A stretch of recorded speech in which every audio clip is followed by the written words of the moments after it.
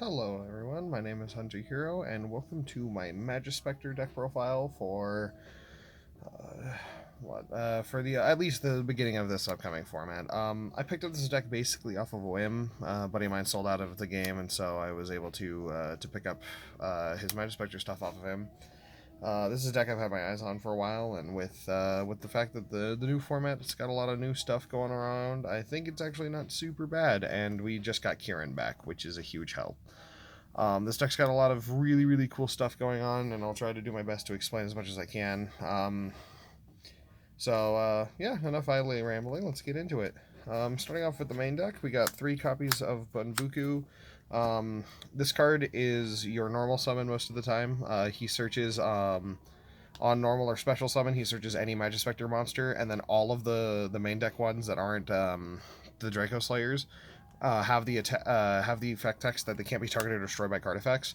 So this stops Imperm, this stops Valor, which may not see as much play as they did in a format as they did last format, but that's still really relevant effect text, especially depending on what the format looks like. These cards are really good. Something to note: this card misses timing.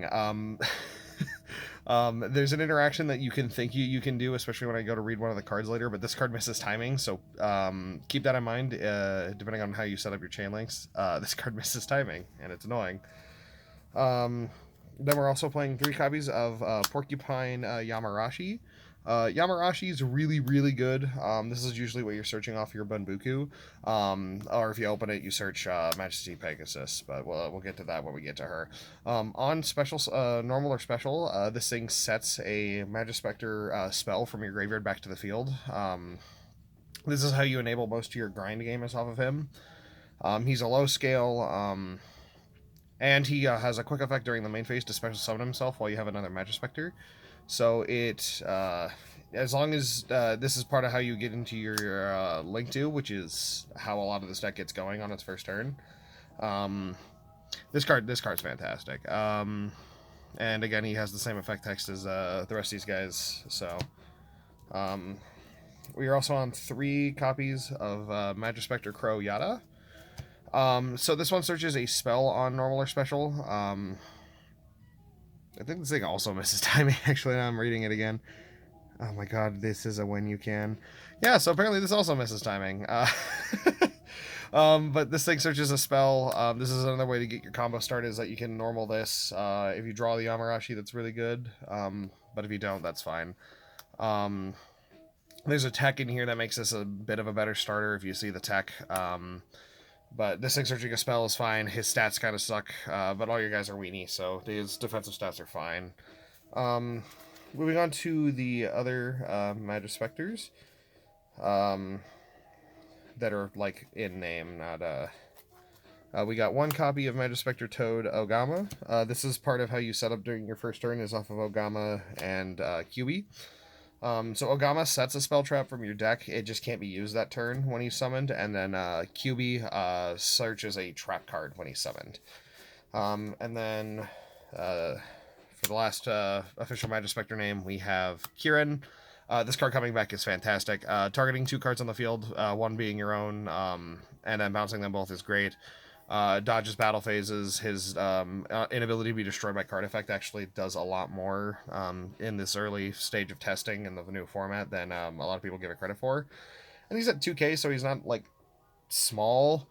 He is the biggest Majespector. You just can't pen him, which is really frustrating. But with all the new support out of whenever this deck got support, it makes getting to him far easier than it ever was before. But yeah, that's it for your normal Majespectors. You could justify one of the cat, because he searches during end phase, and that searches Yamarashi during your end phase, which isn't bad, but I just he doesn't really do a whole lot outside of that, and it's just not really worth dedicating a whole main deck slot where you could be playing something else. A lot of this deck is still in testing, and I don't have all the engines quite figured out to like my liking. I just wanted to post something so you guys got some idea what I'm on. For the rest of the Pendulum monsters, we are on 3 Majesty Pegasus and 1 Dynamite Payload. This is like a sub-contained little engine. This card is like actually a Majespector. It's always treated as one, and has two effects that are fine. If you have a Majespector or a Draco Slayer in your other side of the scales, you can then search this and then destroy your scale. And then on the field, when it's you can pitch it. It has a quick effect that pitches it that makes your Draco Slayers like Majespectors, but you're never using that. The other part of the effect is that on summon, it can search a field spell. If it's pendulum summoned or summoned by a Draco Slayer, you search a field spell and then discard a card. And that's how you set up your first turn play. A lot of the times, if you can search her, your first turn play works with or without the field spells she can search, but yeah, she's really good. And he's kind of just a high scale that you can search with her that enables your engine and allows you to search her if she's your scale. Because the only effect that this card has that's relevant to this deck is that in the scale, you can target a Draco Slayer in your other pendulum scale and just summon it. You can only do that once per turn, but that doesn't really matter because we're only playing the one. And that enables her field spell search. So it's a fine little package. You could just cut this and play almost anything else that's either the cat or like another hand trap or something. But speaking of hand traps, we have 3 Ash Blossom and Joy Spring, which is the only hand trap we're playing at 3 in this format. We're playing 2 Droll, 2 Nib, and 1 Effect Veiler. This is a crossout designator deck.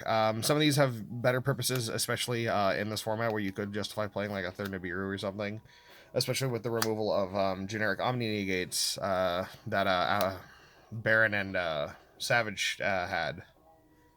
So, but this is what I'd play for the suite of hand traps. You could cut this down to 1 and play something else to cross out, or main deck like Talents or something, or play like the third Nib. This and one other card. Your Link 2 is incredibly important, so you cross out Designator, the other hand trap we're playing, 1 Imperm. You cross out Designator these most of the time because protecting your Link 2 is more important than having these as like actual disruption. If you draw them, it's cool, but like you really don't want to. They're kind of like the major bricks of the deck is drawing either of these. But yeah, that's it for the hand traps. Moving on to the spell cards, starting with the field spells. 1 Majesty's Pegasus. This card's actually a lot better than I give it credit for. This gives 300 attack and defense to all Majespectors, and then you can tribute a Wind Spellcaster to summon a level 4 or lower Majespector from your deck. That it basically enables any of your guys to be a starter if you like draw suboptimally, because then you can go like summon summon like QB, go search, and then tribute this off for Budbuku, and then you can get off to the races from that.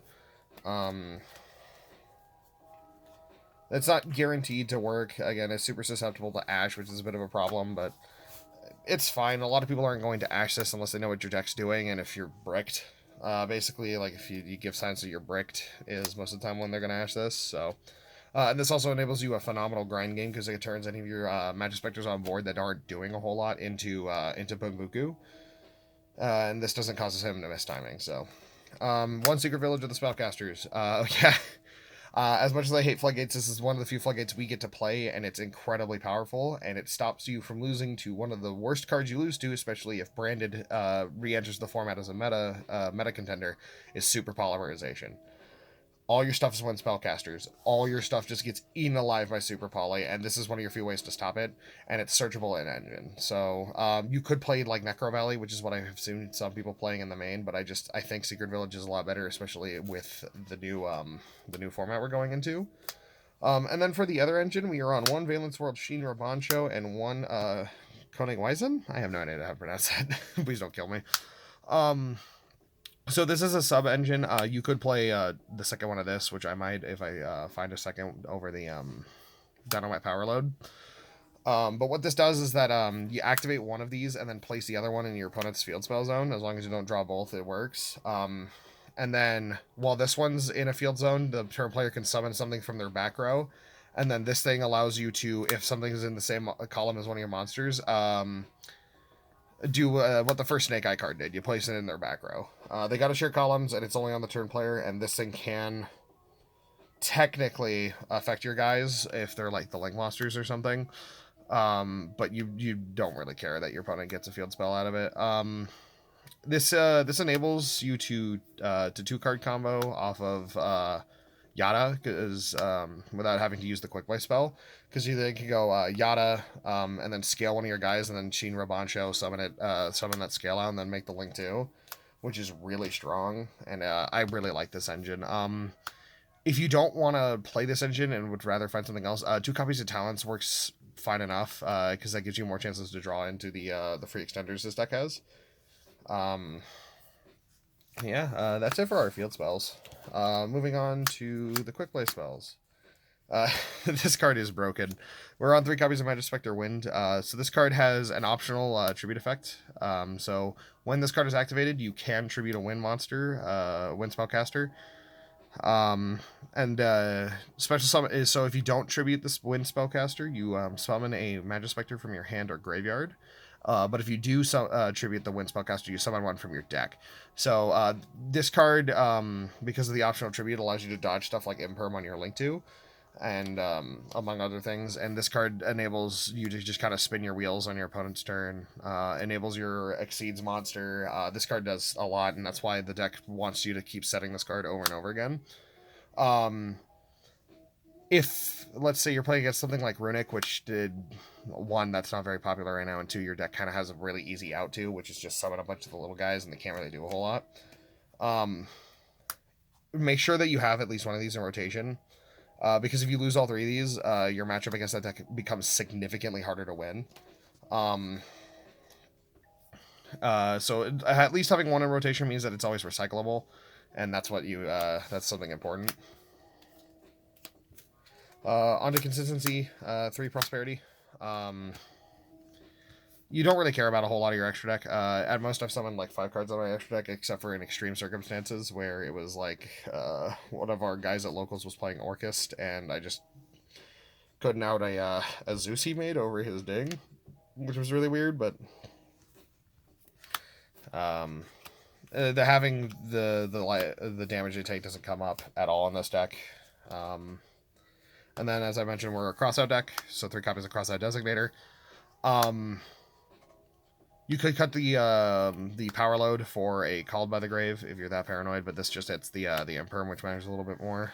And then for the 2 trap cards that we have left in the deck, 1 Majespector Tornado and 1 Tempest. Some lists play one or the other. I like playing both for a stronger turn 1 setup. It's super justifiable if you want to cut one to play more board breakers, if you're more worried about going second, especially because your guys are really small. This tributes a wind spellcaster to banish a guy. This tributes a wind spellcaster to I think it's Solemn Strike. It's a summon and a Monster's effect. So they're both really good.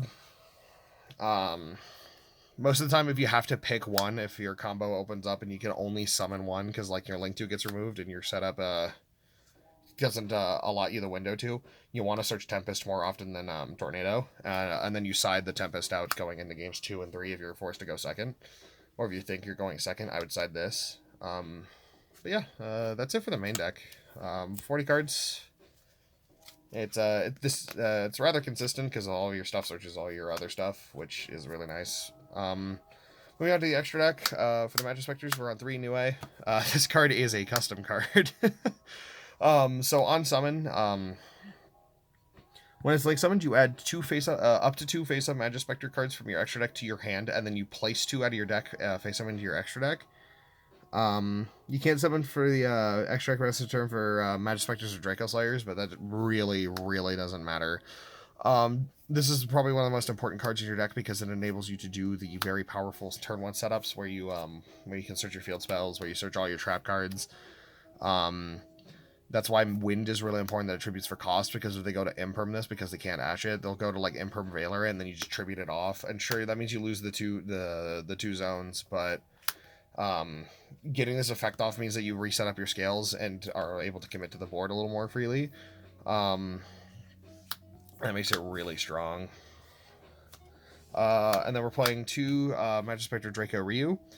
This is part of your end board setup if the New A doesn't get removed. Requires 2 level 4 monsters. If you tribute a wind spellcaster while this thing's on the field, you detach a material and summon a Majespector from your deck. And then if it dies, you can pendulum summon it normally, and if it dies, it places up into your scales, which doesn't come up. I've seen. Most of the time, your scales are just going to be filled anyway, so her getting outed and then replacing one of your scales doesn't matter. But if she does, you can, if you have a Majespector or a Draco Slayer in your other zone, you search a Majespector and then destroy it. You can destroy a card in your pendulum zone. It's once per turn, so you can go like one of your scales gets like banished or something. This thing dies. You scale this thing, and then you go effect search replacement scale, blow her up, and then you can pendulum summon her out of the extra, which is really fine. She's one of your bigger monsters at 23, 26 with the field spell.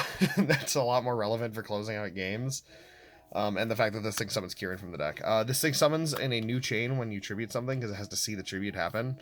So keep that in mind, that this thing won't cause Bumbuku to miss timing. And then for the Draco Slayers, we're on 1 Magister Paladin and 1 Dinosaur Power. These don't really come up super often. There was like one game where this thing came up a little bit. These are here just in case you just like open nothing but your Draco Slayers and you just need to make a board with them. I don't know. This thing searches a pendulum during the end of your turn, so you could set this up instead of Ryu if your hand's bad enough to search the Yamarashi. But that doesn't really come up a whole lot. Moving on to our generic links, 1 Beyond the Pendulum. Paying 12 to search any pendulum monster and then negating your effects is fine. This is just basically a backup plan if the new way doesn't work. 1 Exceed the Pendulum. Basically the same thing. This is an alternate way to climb to Access Code Talker. For the most part, is all I've really used it for. I've read this card. I have no idea what this one does. 1 IP, 1 SP. Sometimes you have the allotted space to just kind of flex into these. It doesn't come up often enough to really be all that relevant, but SP is SP and IP is really broken. 1 Selene and 1 Unicorn for our Link 3s. Selene's to build into Access Code, and because you're playing Exceeds monsters, you're actually going to have spellcasters in your graveyard to resolve her effect. And then the Unicorn's removal. And then for our Link 4s, 1 Access Code Talker, 1 Apollosa.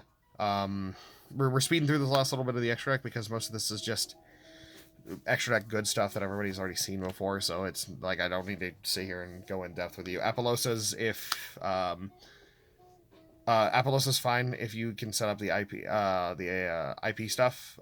She gets a lot better through that. The Access Code Talker, on the other hand, is just how you're closing games most of the time. You can go through either of your Link 2s, because they're both spellcasters, and then any other monster to get into Selene, and as long as you have a spellcaster in your graveyard, which through discarding or tributing should not be an issue, Selene into Access Code clears the rest of the way, and then you just punch them in the face for game. Which your little guys acting as backup. And then the monster gates from Apollosa make her just a constant threat that needs to be assessed on the board. But yeah, normally I would talk about like side decks and stuff, but the format's a little too new for me to be thinking about like optimal side decks. Side for what's good for your locals. For stuff that I would side out the bad hand traps, or if your opponent's not playing hand traps, side your crossouts out. Stuff like that. Generics, side decking ideas. I try to keep this brisk, and it's still almost 20 minutes. So I appreciate you guys for watching. I'm doing my best to try to improve my content more and more as time goes on. So I appreciate all of you guys watching and giving your support. Your inputs and stuff are really, really nice to have. So yeah, that'll do it for this deck profile. I appreciate you guys for watching, and let me know what you think, and if there's anything in particular you might want to see later. Probably what's next is the Ashened stuff, once we get that in, so expect that in about a month or so, because I'm going to give it time to simmer and develop. So thank you guys for watching, and have a wonderful day.